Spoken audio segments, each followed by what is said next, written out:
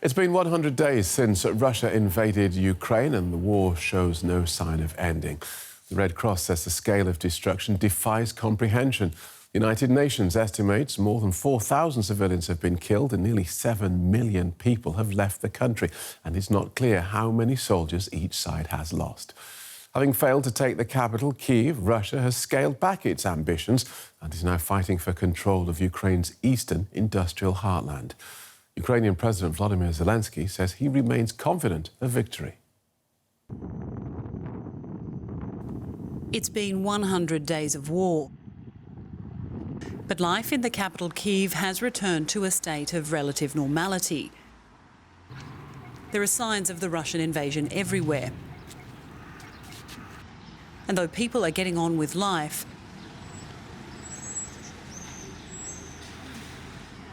nobody thinks the war is over. I think it'll be a long conflict. The war might stop and then start again. I'm preparing for 10 years. I'm not bringing my family back, but I would like to stay in Ukraine myself. It's like almost normal. Still, I think the danger is still big. So we have a gathering of the troops in the border with Belarus, and anytime it could come back. And also, as everyone in Ukraine, we are under the constant possibility of strike from the air. A troop build-up in Belarus, just a few hundred kilometres to the north of here, does have people on edge. And though they are trying to make the most of the relative calm here, many fear that Russian successes in the east could embolden Moscow to take another grab at the capital. In Sievierodonetsk, in Ukraine's east, now one of the epicentres of Russia's invasion, war is everywhere. Much of the city has been flattened by Russian strikes. Is it really necessary to launch this rocket on this house, and on this one, and the one next door? You tell me that. Let that damn Putin think that Russian missiles are coming. How much does it cost? It costs millions. Is this rocket designed for this house? Ukraine's President Volodymyr Zelenskyy has said that victory will eventually belong to Ukraine. The Ukraine armed forces are here. Most importantly, our people are here. We have defended Ukraine for 100 days already. Victory will be ours. Glory to Ukraine. Even if residents share their president's optimism, here in the Donbas, that promise feels a long way away. Well, DW correspondent Jan-Philipp Scholz is in Kyiv, and he told me how the conflict stands at the moment. Things are tense at the moment, especially in the east. President Zelenskyy says that around 20% of the territory have been occupied by Russia. As you know, after the failed attempt to take over Kyiv at the very beginning of the war, Russians have been focusing on the Donbas region in the east of the country. The Ukrainian forces have had some success there, but most of the territory in the Donbas is in the hands of the Russians by now. And it's a territory where before the war 15% of Ukrainians lived. And there's still fighting going on in the key city of Sievierodonetsk. Russians have taken over most of the city, but there's still resistance by the Ukrainian forces. Now, the last couple of days have seen promises of more heavy weaponry from Western countries, but that's going to take weeks, if not months, to actually arrive. So does that mean things are likely to get worse for Ukraine before they get better? Well, things might get worse in the coming weeks, yes, but all experts say that the fight also in the Donbas region is far from over. Of course, Ukrainians say that the process of the weapon delivery should be faster, that they should speed up the weapon deliveries, but all sides seem to be prepared for a long war of attrition at the moment. So those new weapon systems will almost certainly play a very important role in a possible future counteroffensives by the Ukrainians in the coming weeks and months. That's Jan-Philipp Scholz in Kyiv. Well, Maria Sirichenko has moved back to Kyiv after being evacuated out of the city when the war began. She told me how her family's doing now. Hi. So my family and I, we were touched by this war a lot because I'm originally from Mariupol and my family lived there for their whole life. So now, of course, we feel, we can't describe how we feel actually because my grandma was in Mariupol for 3 weeks after, under constant shelling when it was really the most difficult situation there. And my family, my parents, they lost their home and now they are in Europe because they can't get back actually to their home city, to Mariupol. And I also left Kyiv for almost 3 months and now I'm back to Kyiv because I feel it's my home and I want to be there. But yeah, so I think it's impossible to describe the whole spectrum of the emotions that we have. And I wonder, while you were away, was it because, of course, the media, there's been wall-to-wall coverage of this.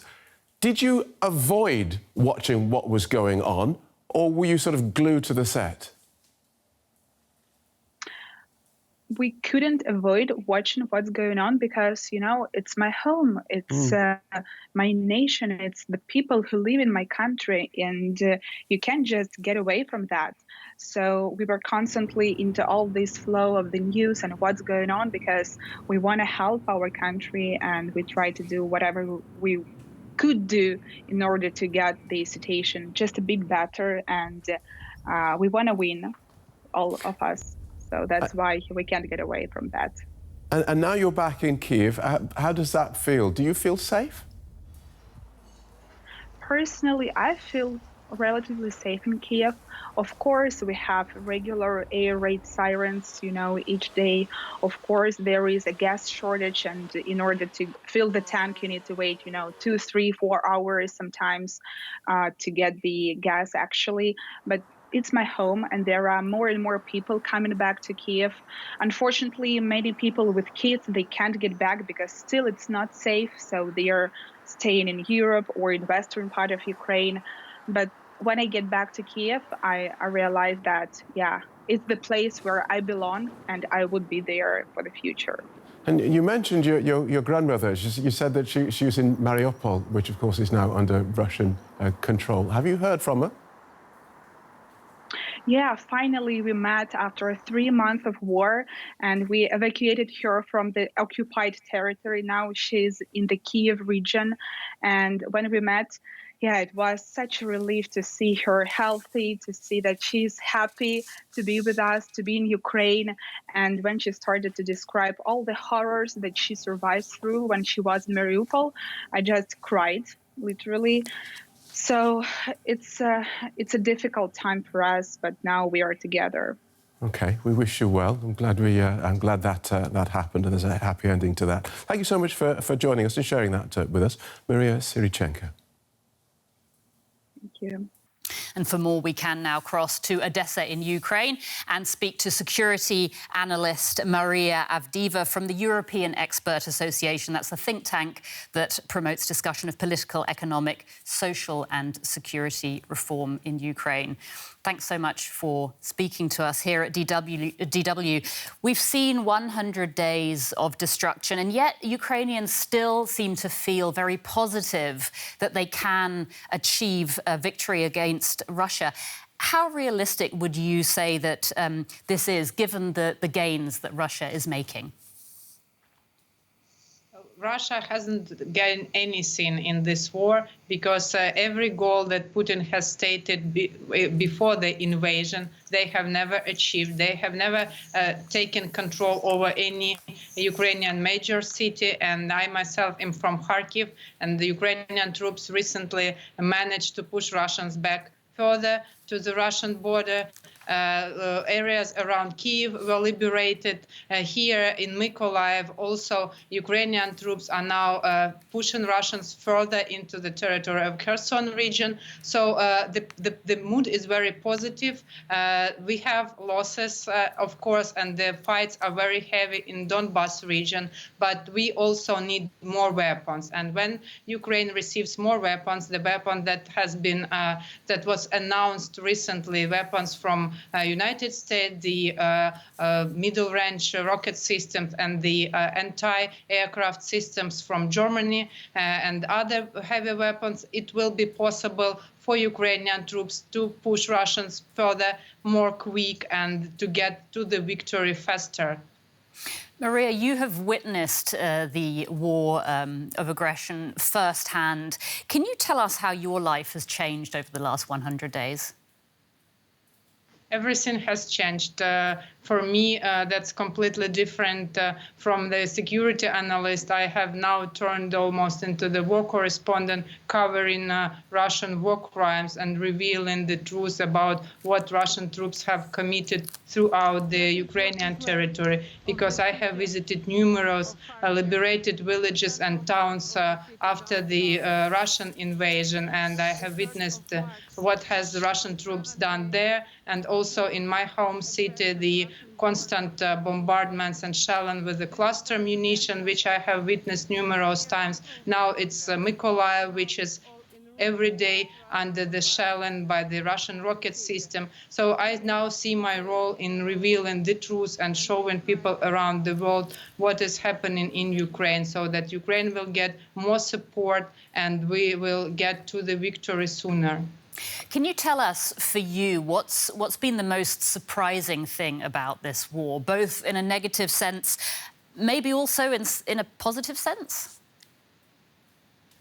The positive side of the war is how united the Ukrainian nation has become. I have never seen in my whole life the unity of Ukrainian people, unity, bravery, and the ability to resist and to fight no matter what. I have never heard from anyone through this 100 days that the people are ready to put down the weapons or surrender. No, everyone said that we will stand till the end, we will fight till the end, and the whole nation is united, because this is the issue of survival. If Ukraine doesn't stand up and doesn't fight, we will not survive as a nation, because now Putin puts it as a goal to destroy everything what is Ukrainian.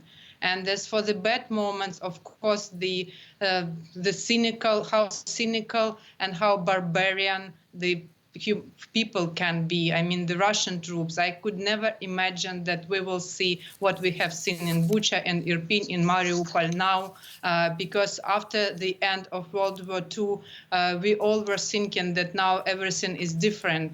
But what we see now is even worse than what we have seen or what we have read about the Nazis.